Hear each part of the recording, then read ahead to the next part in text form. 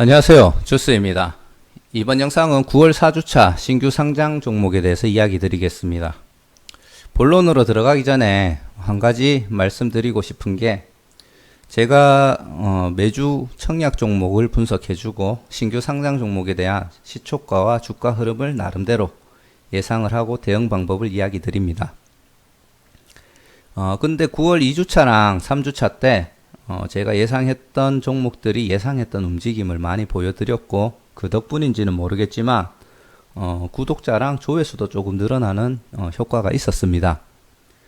근데 그게 저한테는 약간 부담으로 다가왔던 게 뭐냐 하면 9월이 아니죠. 저번 주 마지막 상장했던 종목인 핌스가 제 예상을 완전히 벗어나는 움직임을 보여줬죠. 최소한 저번 주에 상장했던 종목 중에는 가장 좋은 움직임을 보일 걸로 예상을 했는데 가장 안 좋은 움직임을 보였고, 그리고 공모가마저도 무너뜨리면서 장을 마감하는 모습을 보여줬습니다. 혹시라도 제가 9월 2주차 3주차 때 예상했는 걸 보고 제가 혹시나 이 사람 고수구나라고 착각하실까봐 이야기를 드리는 거고요. 저는 주식 시작했는지 6개월 정도도 되지 않은 6개월 정도 이제 다 돼가는 초보입니다. 나름 유튜브 영상을 만들려고 조금 노력은 하고 있고요. 그리고 다양한 관점에서 보려고 하다 보니까 조금 남들하고 다른 위치에서 지금 분석을 하고 있는 부분이 있지만 그것도 결국은 초보가 하는 분석이거든요. 그래서 틀릴 가능성은 언제든지 있다. 그 점을 생각을 하시고 제 영상을 봐주시기를 바라는 마음에 제가 매 영상마다 이렇게 얘기는 못 드리겠지만 그래도 가끔씩은 이렇게 상기를 시켜 드리려고 이야기를 하고 있습니다. 그래서 이번 주에 이야기 드리는 종목들도 부디 참고만 하시고 본인이 판단하는 데 있어 가지고 진짜 참고만 하시길 바랍니다. 모든 투자의 판단과 책임은 본인에게 있으니까 스스로 공부하시고 참고만 하시고 계속 참고만 하시고 하시겠죠. 맹신하지 않기를 바랍니다. 그리고 한 가지 또 이야기 드릴 게 뭐냐면은 오늘 영상이 아마 좀 길어질 것 같아요. 요 5가지 종목이 있는데 스펙주는 늘 똑같은 얘기라서 설명은 안 드릴 거예요. 4개 종목을 이야기하다 보면은 또 서론도 길죠. 서론도 이래 기니까 하다 보면 이게 시간이 얼마가 될지 잘 모르겠습니다. 근데 제가 영상에 광고를 한 5분에 하나씩 이것도 나중에 따로 공지 영상을 또 만들 건데 5분에 하나씩 보통 이제 넣을 겁니다. 그러다 보면 20분짜리 영상은 광고가 3개가 들어가겠지만 이렇게 길어져서 예를 들어 40분이 됐다고 하면 광고가 7개가 들어갈 거예요. 그래서 물론 보시는 분들은 그냥 컴퓨터로 보시든 특히 모바일로 보시는 분들은 노란색으로 이렇게 광고 표시가 뜨잖아요. 프리미엄 안 쓰시는 분들은 이게 중간중간에 많으니까 이 사람 광고를 되게 많이 넣는구나. 저도 그래 생각했었습니다. 이 광고라는 걸 못 넣을 때는 이쪽 생태계를 잘 모르니까 그래 생각을 했는데 이게 길어지게 되면은 요 중간중간에 아무래도 5분마다 하나씩 넣으면 광고가 많이 들어가니까 많아 보일 거예요. 근데 늘 규칙적으로 넣고 있다라는 점이 있고 뭐 유튜브에서 자동으로 광고 삽입을 해주는 것도 쓰는데 거기에 대한 특징은 제가 나중에 따로 이야기를 드리도록 하겠습니다. 그리고 이게 광고가 많아서 거슬리는 분들을 위해서 제가 타임라인을 이런 기능이라는 게 생긴 걸 알고 나서부터는 계속 활용하고 있는데 나는 박셀바이오만 청약을 했어. 그래 얘만 알면 될 것 같아 싶으면은 제가 몇 분부터 박셀바이오가 되는지에 대해서 이쪽에 뭐 이렇게 시간 해서 박셀바이오라고 다 적어 드려요. 그러면 그거 시간 부분 터치하시면은 요 부분으로 바로 건너뛰니까 바로 그 부분에 가서 본인이 필요한 영상을 보시고 나가신다고 해서 물론 동영상의 평균 플레이 타임은 줄어드는 건 조금 아쉽긴 하지만 뭐 사실대로 얘기 드리자면 그래도 뭐 그렇다고 해서 제가 뭐 어쩌겠습니까? 봐주시는 것만 해도 감사한데 그렇게 활용하셔서 본인이 원하는 정보만 싹 받아 가셔도 좋으니까요. 그러면 광고 부담이 좀 많이 주실 거예요. 그래서 그렇게 활용하셔서 공부하시길 바랍니다. 자, 본론으로 들어가겠습니다. 자, 첫 번째 종목은 BBC고요. 극세사모, 칫솔모를 만드는 회사입니다. 관련된 영상은 또 링크 해드릴게요. 그리고 공모가 밴드 최상단인 37,000원에 공모가가 확정이 되었고 청약 경쟁률, 개인 청약 경쟁률이 464대 1로 나왔습니다. 이거는 최근에 청약했던 종목들 중에는 굉장히 나쁜 경쟁률로 보시면 될 것 같고요. 상장일은 9월 21일 월요일입니다. 그 재무 구성을 보시면은 보호 예수 물량이 약 54% 정도인데 처음 그 1개월 전에는 나오는 물량은 일단 없습니다. 근데 1개월 후에 나오는 물량이 좀 되니까 1개월 전에 만약에 보유하고 있는 주식수가 있으면은 적당히 정리를 빨리 하시는 걸 추천드리고요. 그리고 상장일날 벤처금융하고 기타 주주에서 나오는 물량들이 꽤나 많을 것으로 판단이 됩니다. 그리고 기관에게 공모되는 주식수는 약 17, 거의 한 18% 중에 96만 주 정도가 청약이 되는데 미확약 물량이 거의 90% 정도가 됩니다. 그래서 다 계산을 해보면은 약 44% 정도 되는 물량이 상장일날 유통이 된다라는 점 참고하시고, 제가 굉장히 중요하게 늘 이야기 드리는 부분이죠. 첫날 상장하는 유통 물량 수는 굉장히 중요합니다. 그래서 44%면 뭐 중간에서 나쁜 정도. 그래서 이것만 봐도 상장일날 어느 정도 시세 준다면 빨리 털고 나오는 걸 추천드리고, 현재 재무 상태 보면은 물론 매출하고 영업이익도 중요하겠지만 결론적으로 그날 그 해의 살림을 총 전체적으로 볼 수 있는 단기 순이익을 봤을 때 적자에서 2019년도 흑자로 넘어갔습니다. 그리고 2019년도 20년도를 비교했을 때 매출이 올라간 거 대비해가 단기 순이익은 크게 올라가진 않았어요. 이게 어떤 사유로 인해서 단기 순이익의 순이익률이 올라갔는지는 한번 검토를 해봐야 되겠지만, 영업이익은 또 유사한 흐름을 보여주고 있거든요. 퍼센트로 봤을 때. 그렇기 때문에 이거는 다른 이유에 의해서 생긴 수익이라고 보시면 되고, 만약에 작년 기준으로 흘러간다면은 약 한 60억에서 한 70억 정도의 단기 순이익을 올해 기록할 수 있지 않을까라고 추측해 볼 수 있을 것 같습니다. 부채 비율은 점점 줄여가지고 굉장히 준수한 상태로 많이 줄인 상태고요. 이게 또 단기 순이익하고도 좀 관계 있지 않을까라는 생각도 좀 합니다. 이거를 처리하기 위해서 뭔가 정리를 했다든지 그런 부분이 있을 수 있으니까. 그리고 장외 거래가는 4만원 초반대 형성이 많이 되어 있고, 그리고 이게 팝니다고요. 판다는 사람은 4만원 초반대에 팔려고 하고, 산다는 사람들은 가장 비싼 게 한 3만 3천원 정도에 산다라는 지금 의견이 있습니다. 그래서 보시면은 공모가가 37,700원이기 때문에 산다라는 가격하고는 크게 갭이 없는 상태고요. 2019년도 마감 기준으로 하시면은 현재 공모가랑 비슷한 가격이 형성되어 있음을 볼 수 있습니다. 수요 예측을 보시면은 기관 경쟁률도 1000대 1이 안 됩니다. 이게 작년만 해도 이게 굉장히 준수한 게 굉장히 좋은 경쟁률인데, 최근에 이런 기관 청약을 할 수 있는 업체들이 굉장히 많이 늘었다고 하더라고요. 그래서 최근에 1000대 1은 기본적으로 넘어가는 현상들이 보인다고 하는데, 최근 흐름하고 비교하면은 미확약 물량이 나온 수라든지 이 경쟁률은 굉장히 낮은 상태입니다. 그래서 결론을 하면은 최대 주주 구성은 일단 나쁘고요. 상장일날 유통 물량도 보통이거나 나쁘다라고 생각하는데, 저는 나쁜 쪽에 좀 더 힘을 실어 드리고 싶습니다. 그리고 테마성은 칫솔모, 극세사 칫솔모를 이제 생산하는 업체인데 그냥 보통이라고 얘기를 해 드려야 되나 이런 생각이 드는데, 사실 테마성은 안 좋다라고 생각합니다.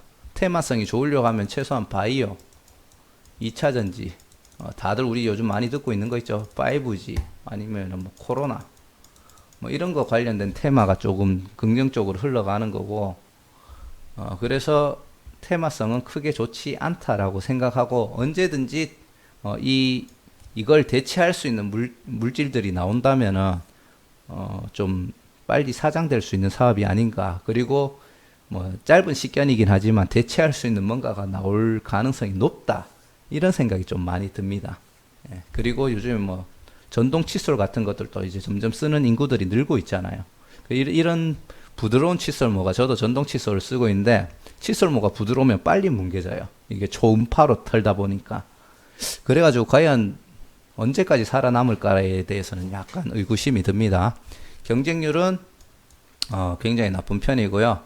공모가 기준으로 시총을 계산했을 때 약 1645억 정도가 됩니다. 아까 전에 단기 순이익을 제가 60억에서 70억을 예상을 했잖아요. 그렇게 치면 이게 PR이 20을 넘어가게 됩니다. 현재 공모가 기준으로만 PR이 약 20을 넘어가게 되는 거예요. 70억이라고 가정을 했을 때. 그래가지고 이거는 이미 공모가 자체가 조금 높게 형성이 된 게 아닌가라는 약간 생각이 좀 들고요. 하지만 결론을 내드리자면은 매출이 꾸준히 성장 중인 부분에 있어서 조금 장점으로 볼 수 있고 테마성은 조금 애매합니다. 그리고 최근 청약 종목 대비해서 저조한 청약률을 보이고 있는 상태고요.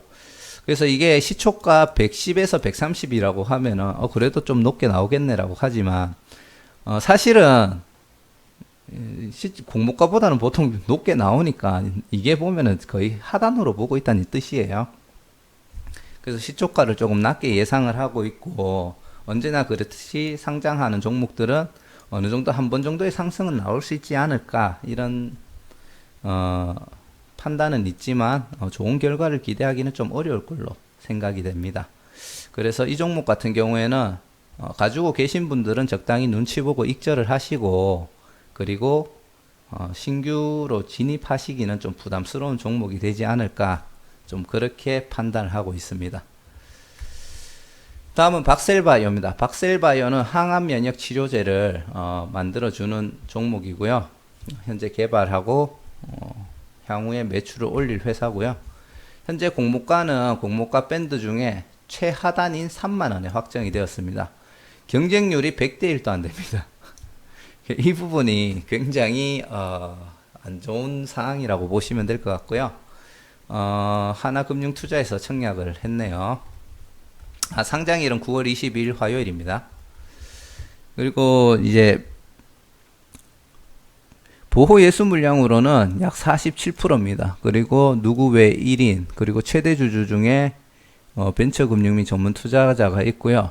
그나마 다행인 거는 최대 주주의 약 22% 물량이 3년 후에 유통이 가능하다는 점.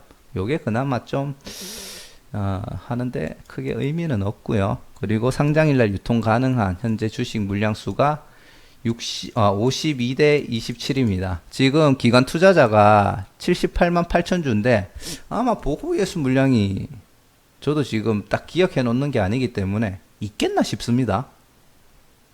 있기는 있네요. 조금 예외긴 한데 그래도 이게 불안함이 있다 보니까 최장 기간 확약 물량이 3개월이죠. 3개월입니다. 기관들이나 전문가들도 오래 가지고 갈 종목은 아니라고 지금 판단한다고 생각하시면 될 것 같고요.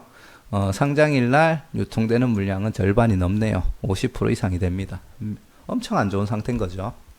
자, 그리고 현재 이 종목은 매출이 없는 상태고 연구 개발만 하다 보니까 당연하게 이렇게 영업이익이나 당기순이익은 마이너스를 기록할 수밖에 없습니다.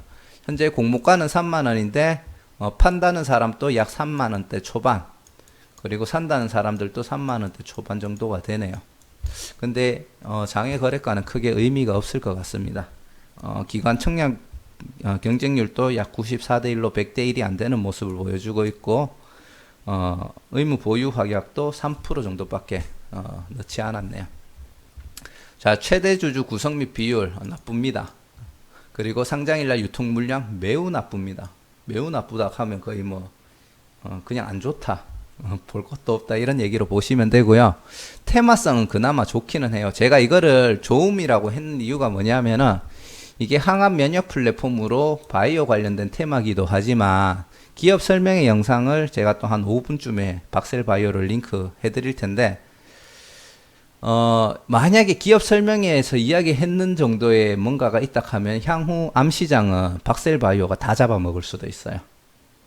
그 정도로 꿈이 큰 그리고 정말 말대로만 된다면 꿈만 이루어진다면 암 시장을 싹 섭렵할 수 있는 그런 종목이니까 일단 테마성은 좋다라고 분류를 해 놓은 거고요.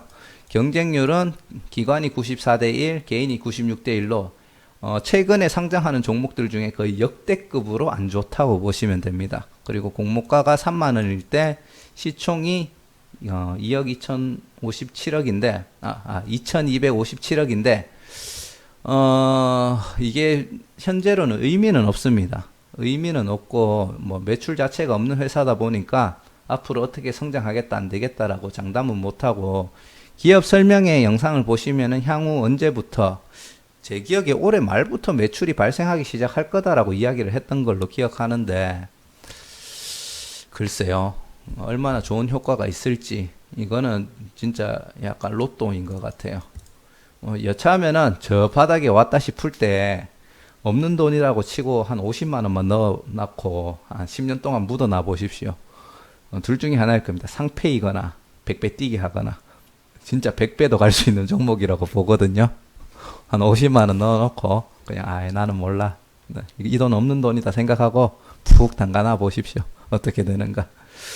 자, 그리고 일단 공모가 밴드 최하단에 확정이 되었다는 것도 아무래도 앞에 있는 경쟁률의 영향이 좀 컸다라고 좀 볼 수 있고요.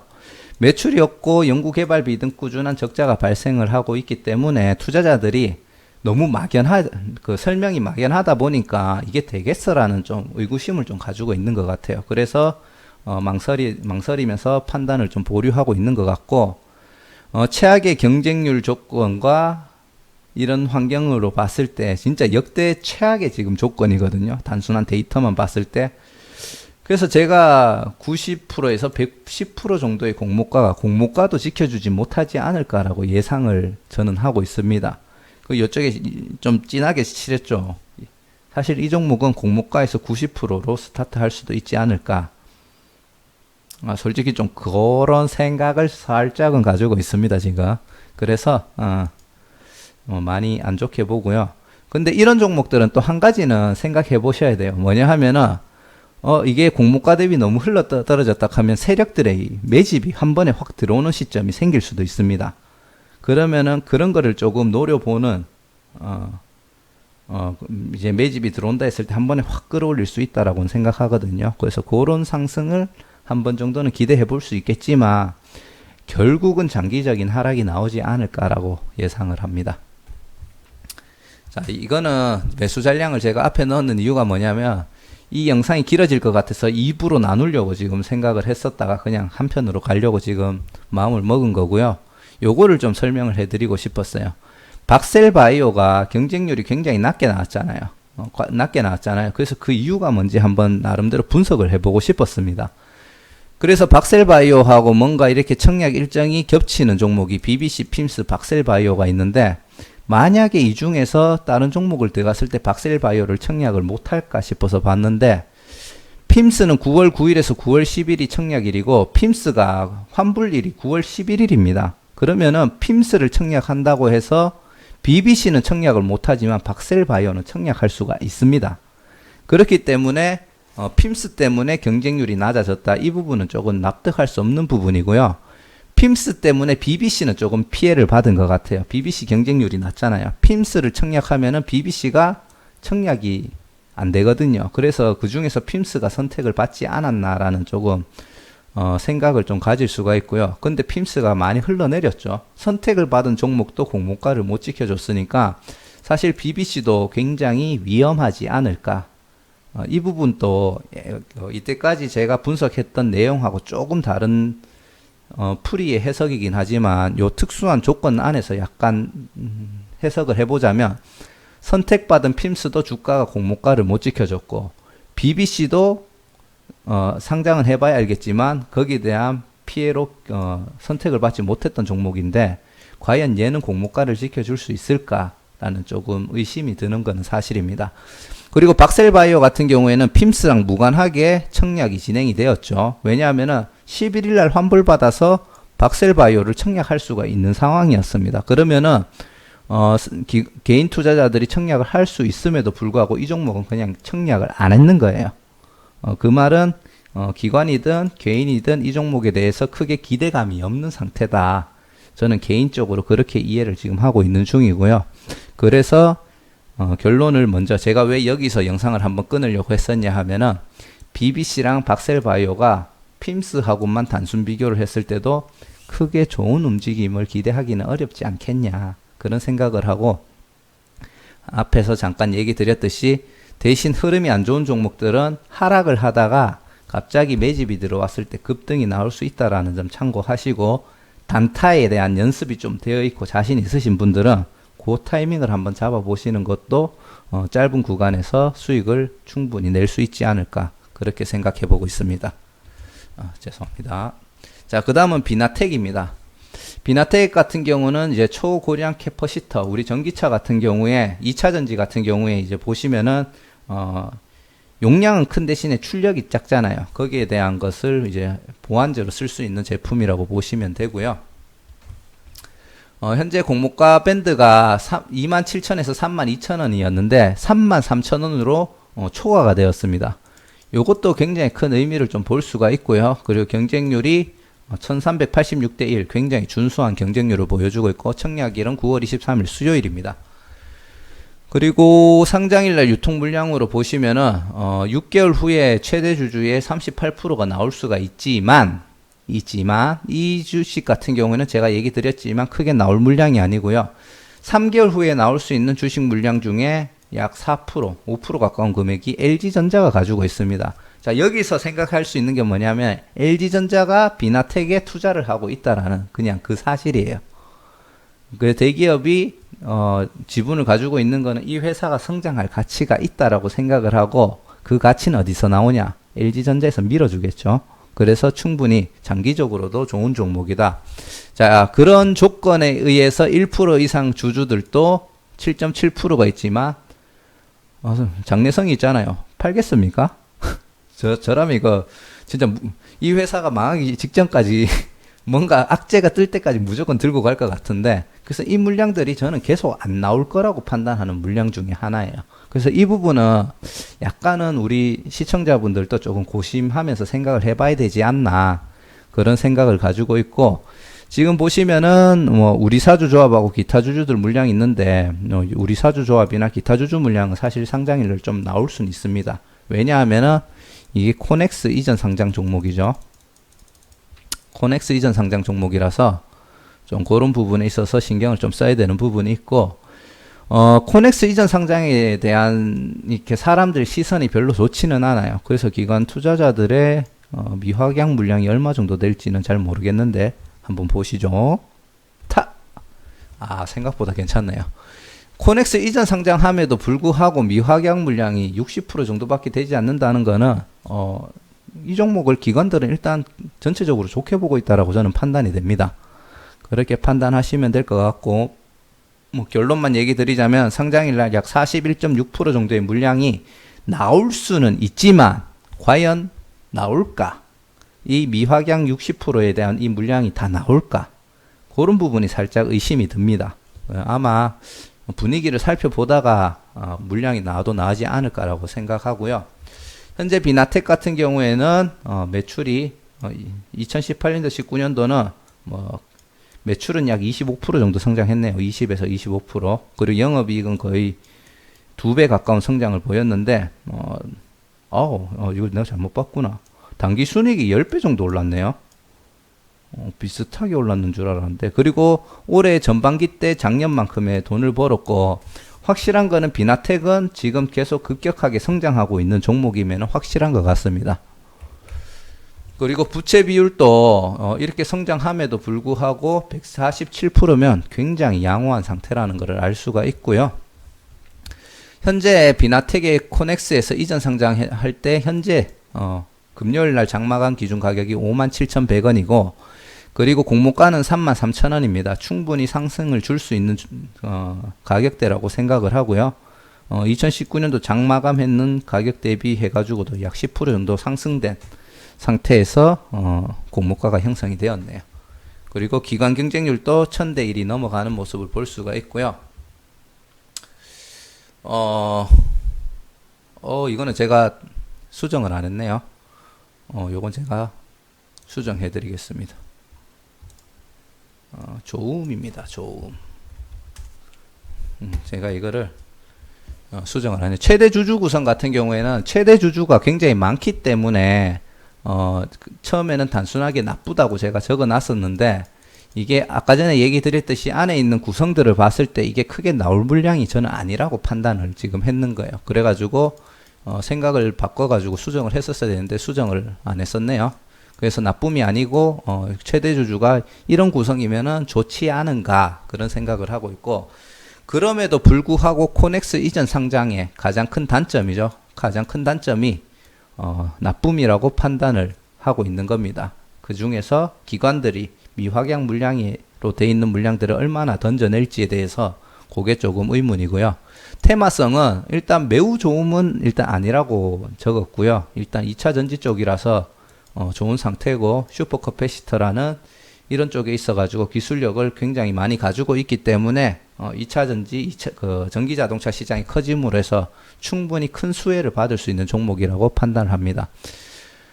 경쟁률은 기관은 거의 1100대 1이고 개인은 거의 1400대 1에 조금 못 미치는 경쟁률을 보여주고 있는 준수한 상황이고, 공모가 시총이 1600억입니다. 그리고 코넥스 현재 기준으로 했을 때 시총이 요거 아직은 주식수가 늘어난 상태가 아니죠. 그래서 그 상장 전 주식수로 했을 때 약 2400억 정도를 보여주고 있고요.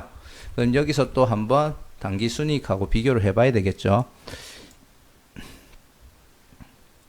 약 94억 정도 넘겠네요. 95억 정도가 아마 올해 단기 순이익으로 단순 계산으로 예상을 할 수 있는데, PR은 꽤나 높게 나오네요. PR이 약 30은 안 되겠네요. 한 25에서 27 사이 정도가 대충 되는 것 같은데, 요 기준으로 보면은 약 한 22 정도가 되겠네요. 그러면은 일단 2차 전지의 이 테마성하고 비교했을 때는 크게 높지도 않지만 보통 일반적인 생산 업체들 PR을 10 기준으로 높다 낮다라고 하는데, 2차 전지라는 테마성을 가지고 있고 시장 성장성에 대한 기대감이 있는 종목이다 보니까 이 22라는 PR은 높은 것도 아니지만 그렇다고 낮은 것도 아니라고 봅니다. 그래서 충분히 여기서 올라갔다 내려왔다가 할 수 있을 거라고 생각하고요. 하지만 요 코넥스 가격까지 만약에 올라간다라고 가정을 하면은 거의 PR이 30에서 35 사이까지도 충분히 형성될 수 있다라고 봅니다. 그래서 그런 부분은 이 기업이 계속 어떻게 성장하는지에 대해서 지켜보면서 중장기적인 전략을 좀 세워야 될 필요성이 있을 것 같고요. 이 부분은 제가 과거에 계속 했던 얘기들을 한번 정정해 드리고 싶어서 요거는 제가 수정하려다가 수정을 안 했습니다.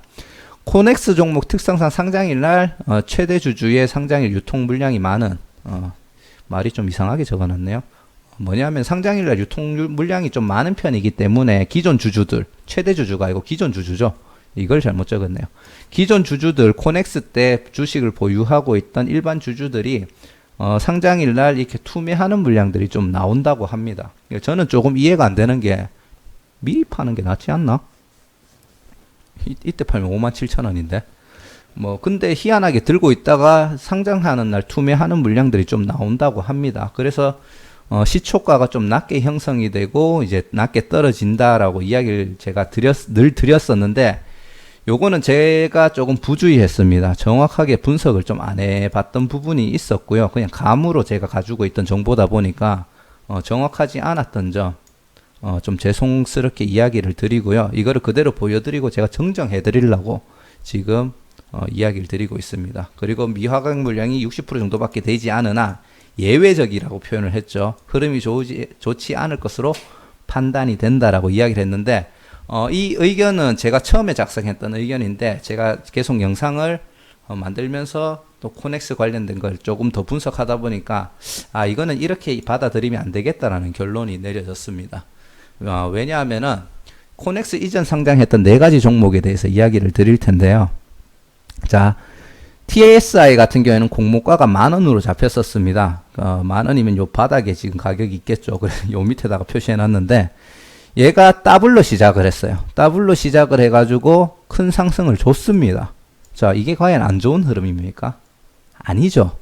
더블로 시작하고 심지어 상승까지 약 20% 조금 못 미치는 가격까지도 상승을, 20% 넘었네요.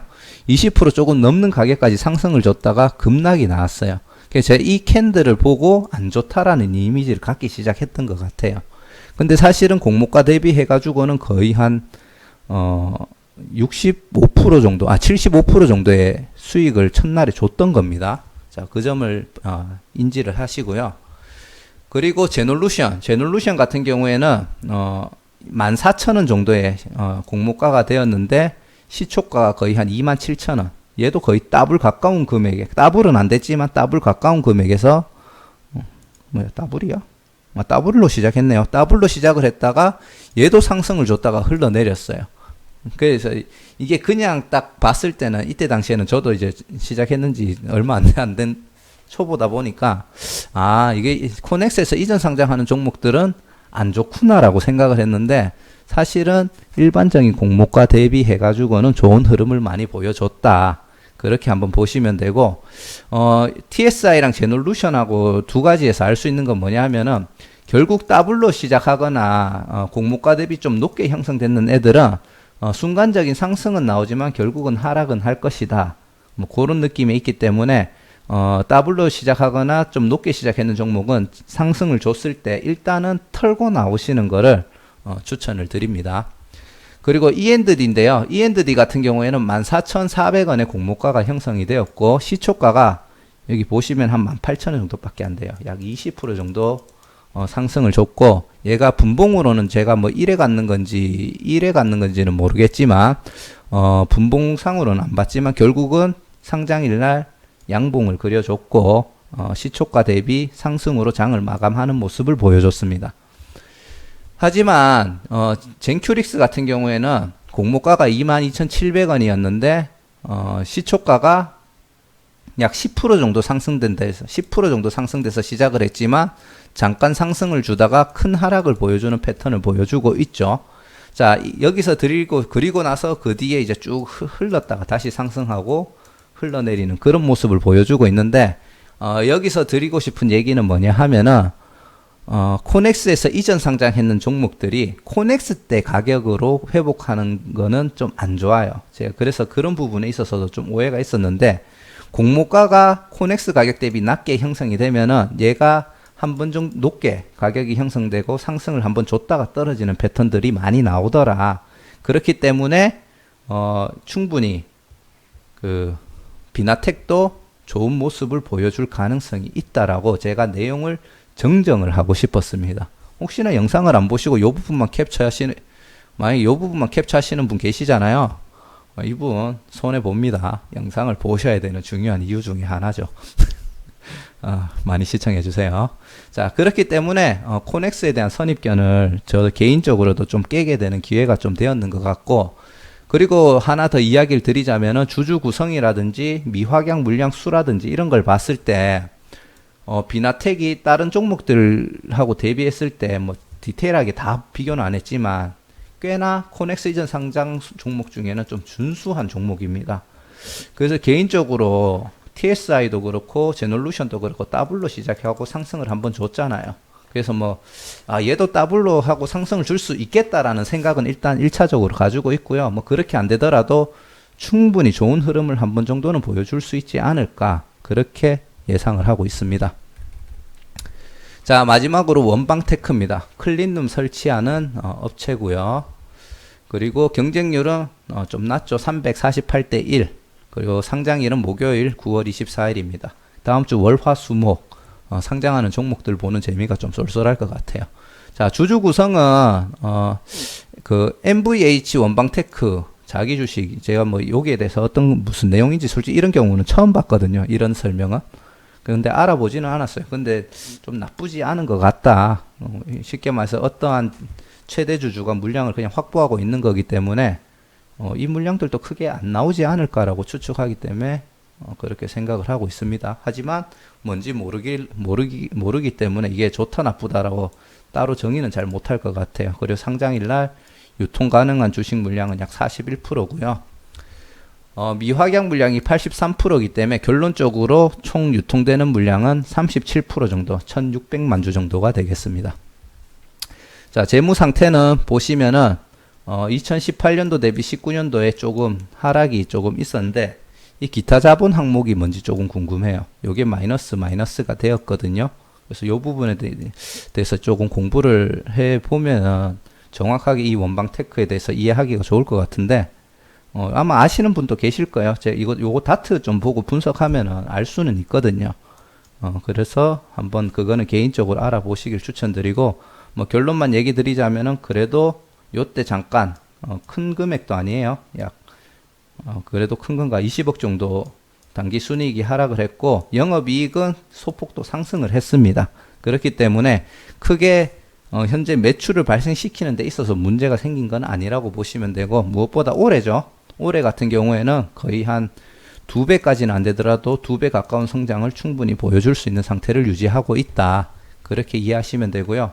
부채는 살짝 늘어나긴 했지만 뭐 부채는 굉장히 좋은 상태죠. 100%도 안 됩니다. 그리고 장외 가격이 지금 팝니다가 약 59,000원에서 64,000원까지 있고 삽니다가 58,000원까지도 지금 나와 있습니다.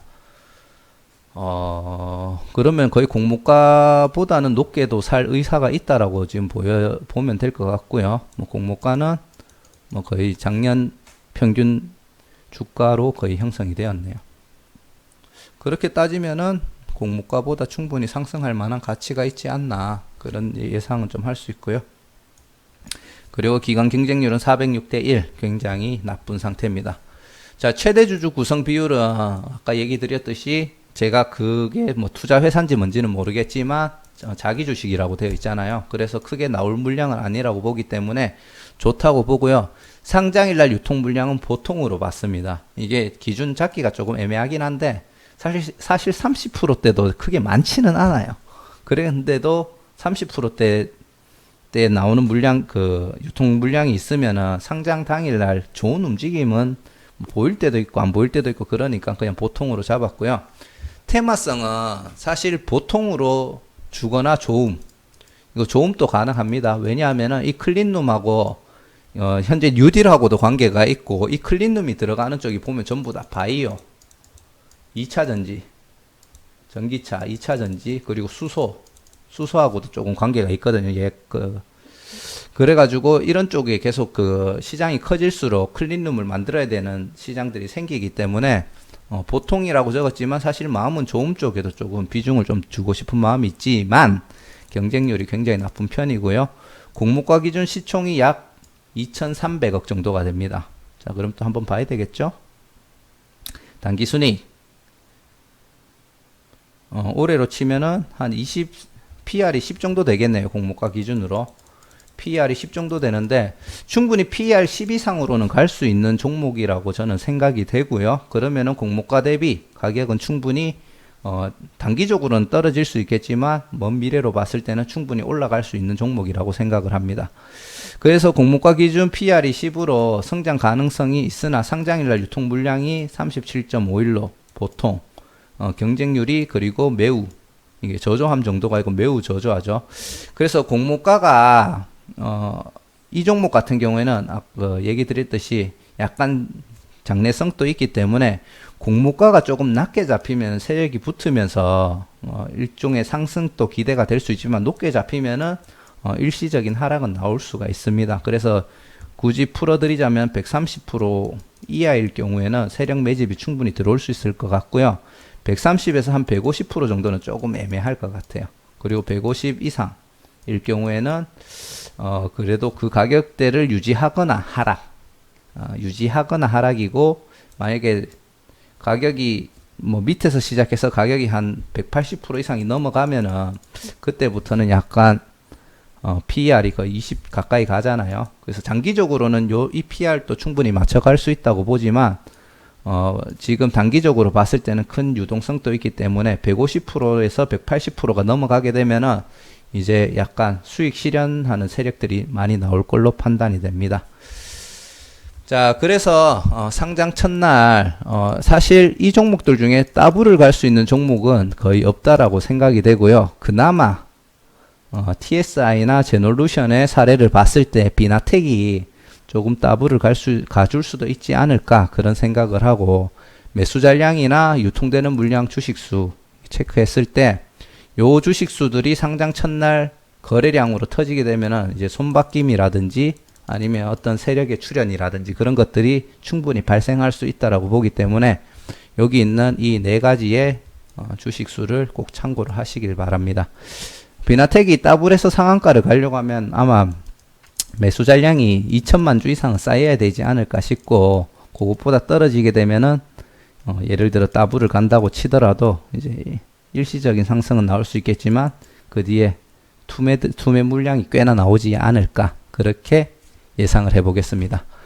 자, 이상 영상이 굉장히 길어졌습니다. 제가 처음 영상에서 영상 초반에 이야기했듯이 이야기할 종목들이 많다 보니까 40분이 넘어가는 영상은 처음인지 오랜만인지 모르겠는데 아무튼 처음인 것 같고요.